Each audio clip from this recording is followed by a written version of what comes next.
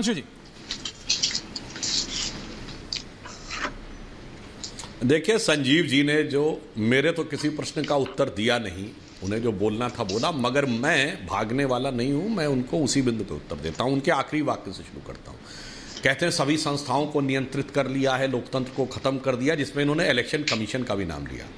ऐश्वर्य जी, आपके जो करोड़ों दर्शक देख रहे हैं, मैं कहता हूं इस पार्टी को देखिए किस निर्लज्जता के साथ बोल रही है, जिसको दिल्ली में 90% सीटें मिली और एक बार 95% सीटें मिली, जो भारत के इतिहास में आज तक किसी पॉलिटिकल पार्टी ने किसी विधानसभा में 95%, 70 में 67 और उसके बाद 90%, 70 में 63 नहीं जीती। और वो आके कहते हैं कि चुनाव आयोग हमारे प्रभाव में था, तब ये 90% जीते। मेरे विचार से इतना बोलने से पहले अभी कांग्रेस जीती कर्नाटक में, नहीं, उसके बावजूद वो जीत गए। अभी जहां चुनाव हो रहा है राजस्थान, घर छोड़िए, अभी कर्नाटक में वो अच्छी खासी जीते। अभी ये कहते हैं कि राहुल गांधी को सुप्रीम कोर्ट से राहत मिल गई।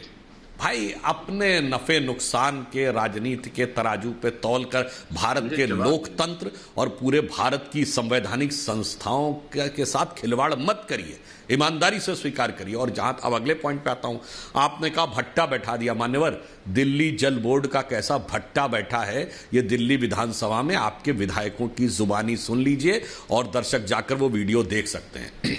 मोहल्ला क्लिनिक के नाम पे कैसा भट्टा बैठा है कि इलाज के लिए समय नहीं मिल रहा है, वह लोग जाके देख सकते हैं। हां, दिल्ली में दारू का दरिया तो बहा दिया, मगर साफ पानी नहीं मिल पाया। ये वो लोग हैं जिन्होंने दावा किया था कि 5 साल में हम यमुना इतनी साफ कर देंगे कि आप उसका पानी पी सकेंगे, आज कहते हैं ये नहीं हुआ, वो नहीं हुआ, वगैरह वगैरह।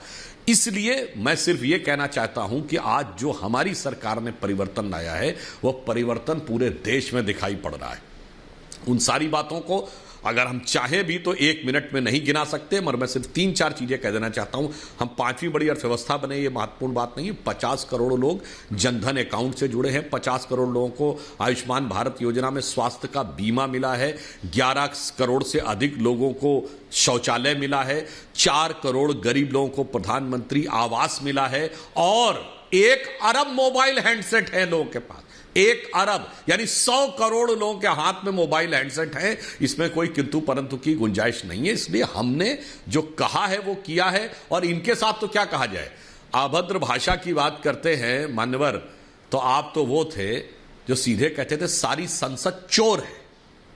जिन नेताओं के साथ आप खड़े, चोर, बेईमान, क्या क्या शब्द, बाकायदा प्रेस कॉन्फ्रेंसेज अवेलेबल हैं, रिटन में प्रेस रिलीज अवेलेबल है। इसलिए मैं कह रहा हूं, आप यानी आम आदमी पार्टी भारत की राजनीति में विश्वसनीयता के संकट के प्रतीक है। यानी जिस कारण से जनता का नेताओं में विश्वास खत्म हो जाता है, कहते कुछ है और कलाबाजी खा के कुछ और करने लगते हैं। उधर मोदी जी के नेतृत्व में भारतीय जनता पार्टी विश्वसनीयता की, प्रामाणिकता की प्रतीक है। यानी हम क्रेडिबिलिटी के प्रतीक हैं और आप क्राइसिस ऑफ क्रेडिबिलिटी के प्रतीक हैं। इसलिए देश की जनता क्रेडिबिलिटी के साथ रहेगी, किसी नए एक्सपेरिमेंटल सिंड्रोम में नहीं रहने वाली। नहीं, संजीव झा जी, मैं आ रहा हूं, आचार्य भी जुड़ गए हैं। लेकिन सुधांशु जी, मेरे को सच में बताइए, जब बाबा कहते हैं, जब अमित शाह जी कहते हैं भाई 80 में से 80, क्या सचमुच बीजेपी को लगता है कि 2 बार के बाबा के राज के बाद आप, मतलब there is no anti incumbency और कोई दिक्कत नहीं, 80 में से 80 सीट? सुधांशु जी, यह सिर्फ ये कहने की बात है, क्योंकि विपक्ष तो ये कहती है कि भाई बीजेपी ये कुछ भी कहती है, लेकिन can you really achieve it? क्या आप ग्राउंड पे, स्तर पे जाके, जमीनी स्तर पे जाके, आपको सच में लगता है कि 80 में से 80 सीट आप जीत सकते हैं आज? देखिए, आपने जो बात कही ऐश्वर्य जी, हम लोगों के युवावस्था के कार्यकाल में 90 के दशक में ये एंटी इनकम्बेंसी फैक्टर था। यानी जो सरकार जहां रहती थी चुनाव हार जाती थी, क्योंकि माना जाता था कि एक कार्यकाल के बाद जनता कुछ ना कुछ उससे नाराज हो जाएगी। मगर इस धारणा को किसने बदला? गुजरात ने बदला। मोदी जी के नेतृत्व में सरकार आई और शानदार परफॉर्मेंस के साथ जनता ने दोबारा चुना और बहुमत के साथ चुना, तिबारा चुना और बहुमत के साथ चुना। यानी परफॉर्मेंस के बेस पर एंटी इनकम्बेंसी की जगह प्रो इनकम्बेंसी। फिर देखिए, हमारी मध्य प्रदेश में सरकार दोबारा आई, उसके बाद छत्तीसगढ़ में भी दोबारा आई हमारी सरकार, 3 बार आई सरकार। यानी हमने कॉन्सेप्ट बदला प्रो इनकम्बेंसी का। बिहार में भी हमने 2 बार किया था, वो ठीक है कि हमारे गठबंधन सहयोगी किसी दूसरी तरफ चले गए, वो एक अलग बात थी। आज उत्तर प्रदेश में योगी जी के नेतृत्व में शानदार काम हुआ, हम दोबारा आए।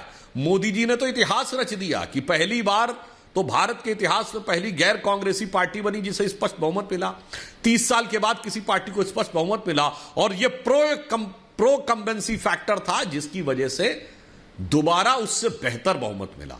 तो अगर आप ईमानदारी से अच्छा कार्य करेंगे, विकास, जन कल्याण और राष्ट्रीय सुरक्षा का, तो मेरे विचार है एंटी इनकम्बेंसी नहीं, प्रो इनकम्बेंसी भी काम करता है। नहीं, ये उत्तर प्रदेश में भी प्रो उसने काम किया, इनकम्बेंसी हमने केंद्र में उत्तर प्रदेश के लास्ट इलेक्शन में देखा।